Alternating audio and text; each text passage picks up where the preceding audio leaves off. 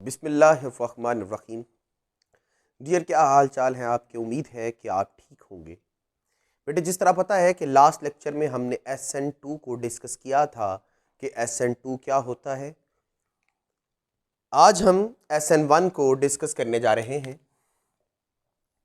इस लेक्चर के अंदर हम SN1 को पढ़ने की कोशिश करेंगे कि ये SN1 क्या होता है। न्यूक्लियोफिलिक सब्स्टिट्यूशन यूनी और मोनो मॉलिक्यूल रिएक्शन, ये क्या है बेटे? आपको याद होगा लास्ट टाइम हमने कुछ पॉइंट्स बनाए थे, इसी तरह ही SN1 के भी हम कुछ पॉइंट्स डेवलप कर लेते हैं और हम उन पॉइंट में देखना चाहते हैं कि कौन कौन से पॉइंट SN1 में इंपॉर्टेंट है।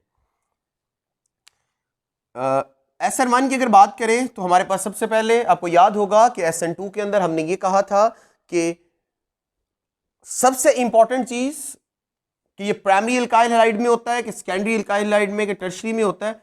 तो SN2 के लिए हमने बात की थी कि वो प्राइमरी और सेकेंडरी एल्काइल हैलाइड के लिए होता है। तो बेटे, जो SN1 है ये आपका tertiary alkyl halide plus secondary alkyl halide के लिए होता है।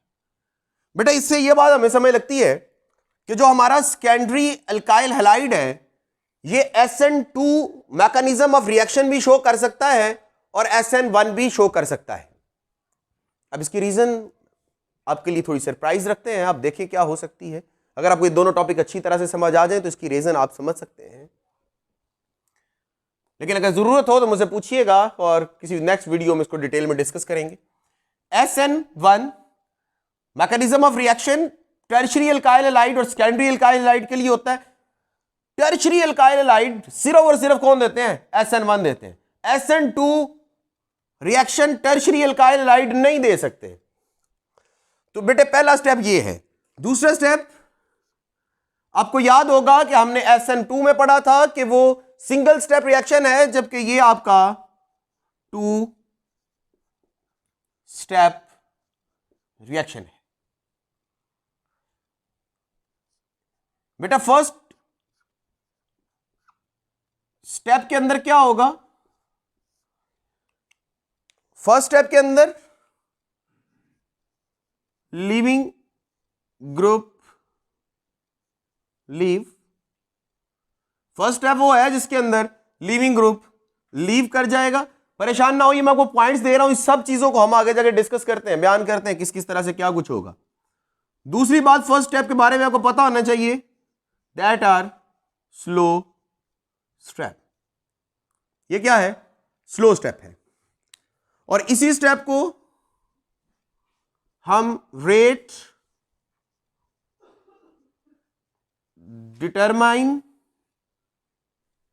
स्टेप भी बोलते हैं। यानी कि ये इसके अंदर फर्स्ट स्टेप को 3 बातों से याद रखिएगा। लीविंग ग्रुप लीव करेगा फर्स्ट स्टेप में, स्लो स्टेप है, रेट डिटरमाइन स्टेप है। ये फर्स्ट स्टेप की प्रॉपर्टीज है। फर्स्ट स्टेप के बाद नेक्स्ट आपको पता होना चाहिए कार्बोकैटाइन फॉर्मेशन। फर्स्ट स्टेप के कंप्लीट होते ही कार्बोकैटाइन फॉर्मेशन हो जाएगी। अब ये कार्बोकैटाइन फॉर्मेशन क्या है बेटे, हम ये डिस्कस करते हैं अभी लेक्चर के अंदर, आपको पता चल जाएगा। सिर्फ अभी याद रखें कि फर्स्ट स्टेप कंप्लीट होगा तो कार्बोकैटाइन फॉर्मेशन होगी। बेटे, कार्बोकैटाइन फॉर्मेशन के बाद सेकंड स्टेप प्रोसीड होगा। बेटा, सेकंड स्टेप में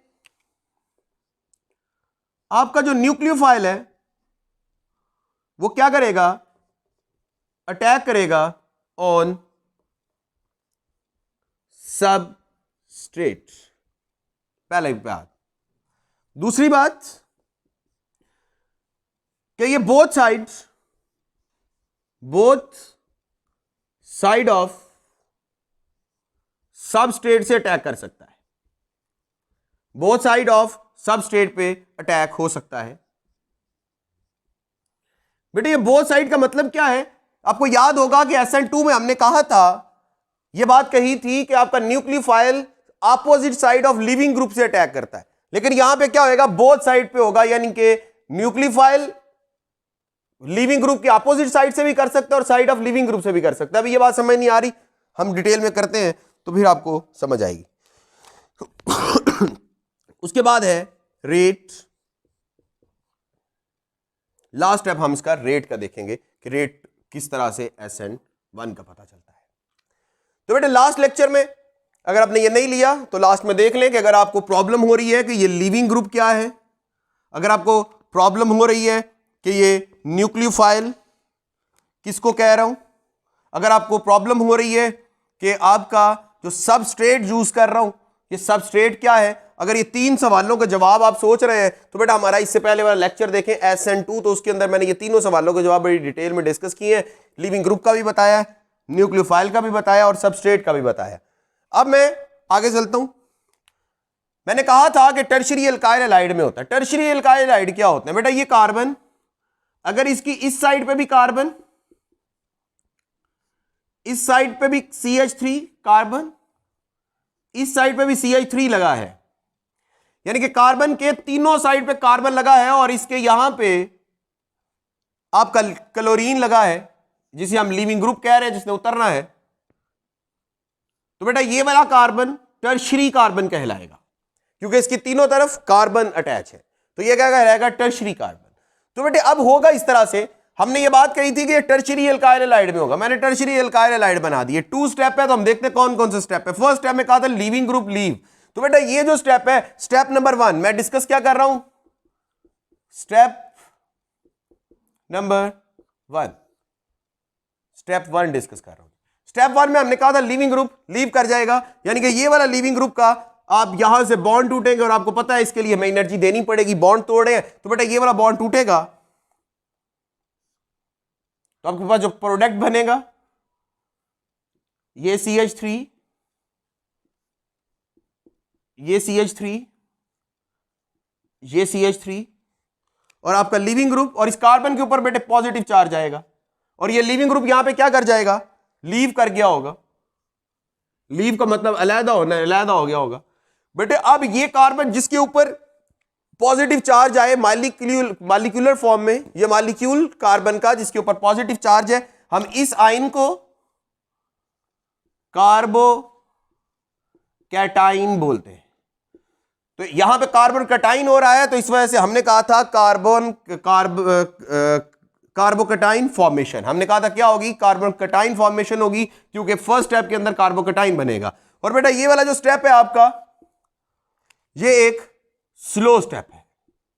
क्या है बेटा जी, स्लो स्टेप है क्योंकि बॉन्ड ब्रेकेज हो रहा है, एनर्जी देनी पड़ रही है तो ये आहिस्ता आहिस्ता परफॉर्म करेगा, इस वजह से हम इसे क्या कहते हैं, स्लो स्टेप। बेटा यहां पे अपनी एनर्जी दी, ये बॉन्ड टूट गया और इस कार्बन के ऊपर पॉजिटिव चार्ज आ गया। अब ये मॉलिक्यूलर आयन है और इस मॉलिक्यूलर आयन में स्पेसिफिकली जब कार्बन पे पॉजिटिव चार्ज हो तो हम इसे कार्बोकैटाइन बोलते हैं। तो इसका मतलब है फर्स्ट स्टेप में क्या कुछ हुआ है, हमने कहा था लिविंग ग्रुप लीव करेगा, लिविंग ग्रुप लीव कर गया, हमने कहा था स्लो स्टेप है, तो मैंने आपको बताया ये क्या होगा, स्लो स्टेप है। फर्स्ट स्टेप में क्या हो रहा था बेटे जी, कार्बोकैटाइन फॉर्म हो रहा था, तो हम ये क्या कह रहे हैं कि कार्बोकैटाइन फॉर्मेशन हो रही है। बल्कि फर्स्ट स्टेप के बाद में जब फर्स्ट स्टेप कंप्लीट होता है तो ये क्या बन जाती है, कार्बोकैटाइन फॉर्मेशन हो जाती है। अब हम स्टेप नंबर 2 की बात करें कि स्टेप 2 में क्या कुछ हुआ, तो इसमें सिर्फ न्यूक्लियोफाइल ने अटैक किया। बेटा ये देखो कार्बन पे कार्बोकैटाइन पे पॉजिटिव चार्ज है, CH3 CH3 CH3, इस कार्बन पे पॉजिटिव चार्ज, न्यूक्लियोफाइल पे क्या होता है बेटे, नेगेटिव चार्ज। अब यहां पे अटैक कैसे करेगा, हमने कहा था both side of substrate. Both side का मतलब SN1 SN2 अगर आपको याद हो तो हमने कहा था कि लिविंग ग्रुप वाली साइड से न्यूक्लियोफाइल अटैक नहीं कर सकता, लेकिन इस जगह पे आपका जो न्यूक्लियोफाइल है वो opposite side of leaving group से कर सकता है, यानी कि ये इसकी अपोजिट साइड है और ये इसकी लिविंग ग्रुप वाली साइड है। अपोजिट साइड से भी न्यूक्लियोफाइल अटैक कर सकता है और लिविंग ग्रुप वाली साइड से भी कर सकता है, जिधर से आपका जीजा अटैक करवाया जा सकती है। SN2 के अंदर हमने कहा था लिविंग ग्रुप वाली साइड से न्यूक्लियोफाइल अटैक नहीं करता, उसकी वजह क्या थी, स्पेस नहीं थी। आप उस लेक्चर में सुनेंगे तो वो पता चल जाएगा कि मैंने डिस्कस किया था क्यों नहीं करता। अब हम देखते हैं कि जब कार्बोकैटाइन बन गया, इसके ऊपर आयन बन गया, और आयन क्या होता है, नॉन डायरेक्शनल होता है, इसकी कोई डायरेक्शन नहीं होती, इसलिए लिविंग ग्रुप वाली साइड से भी अटैक हो सकता है और अपोजिट साइड से भी हो सकता है। तो होगा किधर से, सोचने की बात यह है। तो मैं आपको बता देता हूं कि 50% चांसेस इधर से अटैक करने के हैं और 50% से इधर से अटैक करने के हैं, यानी कि जिधर से उसका जी चाहे अटैक कर सकता है। न्यूक्लियोफाइल पे कोई जोर जबरदस्ती नहीं है कि तुम लीविंग ग्रुप वाली साइड से ही करो, अपोजिट साइड से करो, तुम लीविंग ग्रुप वाली साइड से करो, जिधर भी आपका न्यूक्लियोफाइल आएगा उधर से अटैक कर जाएगा। तो बेटा मैं ये समझता हूं कि हम ये कहते हैं कि ये अटैक कहां से कर रहा है, लीविंग ग्रुप वाली साइड से। अब आप बात समझ गए होंगे कि ये क्या कर सकता है, दोनों साइड से अटैक कर सकता है। तो आपका जो न्यूक्लियोफाइल है, फर्ज करेगी आपका न्यूक्लियोफाइल है, ये दोनों में से किसी साइड से भी अटैक करता है, लिहाजा मैं लिविंग ग्रुप वाली साइड से ही अटैक करवाता हूं। जब अटैक करवाऊंगा तो कार्बन का ये पॉजिटिव चार्ज खत्म हो जाएगा और कार्बन के 4 बॉन्ड डेवलप हो जाएंगे और ये मॉलिक्यूल एक अल्कोहलिक मॉलिक्यूल डेवलप हो जाएगा, टर्शियरी अल्कोहल बन जाएगी।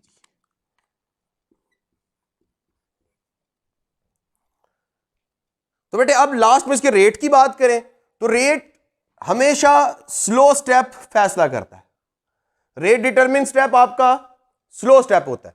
ये वाला जो सेकंड स्टेप है ये आपका फास्ट स्टेप है, ये तेजी से होगा क्योंकि आयंस के दरमियान में हो रहा है। पॉजिटिव और नेगेटिव की अट्रैक्शन हार्डली होती है, फास्ट होता है, तो ये आपका फास्ट स्टेप है। तो ये क्या है, स्लो स्टेप है। तो रेट हमारा जो है हमेशा स्लो स्टेप डिटरमिन करता है, फास्ट स्टेप डिटरमिन नहीं करता। तो स्लो स्टेप ये वाला था, जिस तरह मैंने पहले ही लिख दिया था कि फर्स्ट स्टेप क्या होता है, रेट डिटरमिन स्टेप होता है। तो अब फर्स्ट स्टेप में कितने मॉलिक्यूल हिस्सा ले रहे हैं, अल्काइल हैलाइड का नंबर 1, दूसरा कौन सा मॉलिक्यूल है, मुझे तो कोई नजर नहीं आ रहा। इसका मतलब है कोई मॉलिक्यूल है ही नहीं, सिर्फ और सिर्फ अल्काइल हैलाइड हिस्सा ले रहा है। तो आपके SN1 का जो रेट है, रेट ऑफ रिएक्शन, लास्ट में हम डिस्कस करते हैं, यहां पे लिख लेता हूं, आप शुरू ही वहां से ना कर लें कि वहां पे लिखा था, तो लास्ट में लिख रहा हूं कि रेट ऑफ रिएक्शन जो है वो डायरेक्टली प्रोपोर्शनल है एक्टिव मासेज या कंसंट्रेशन ऑफ अल्काइल हैलाइड पे। तो इसका रेट ऑफ रिएक्शन सिर्फ अल्काइल हैलाइड की कंसंट्रेशन पे डिपेंड करता है। अच्छा बेटे, ये प्रेजेंटेशन आती है तो उसके लिए ये मेरी हाइडिंग्स हैं, अगर आपने पेपर में लिखना है तो इनको हाइडिंग्स बनाया जाए, बाद में इसको एक्सप्लेन किया जाए, लास्ट में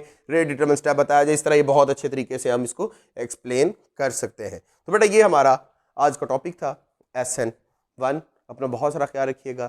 अल्लाह हाफिज़, फ़ी अमान अल्लाह।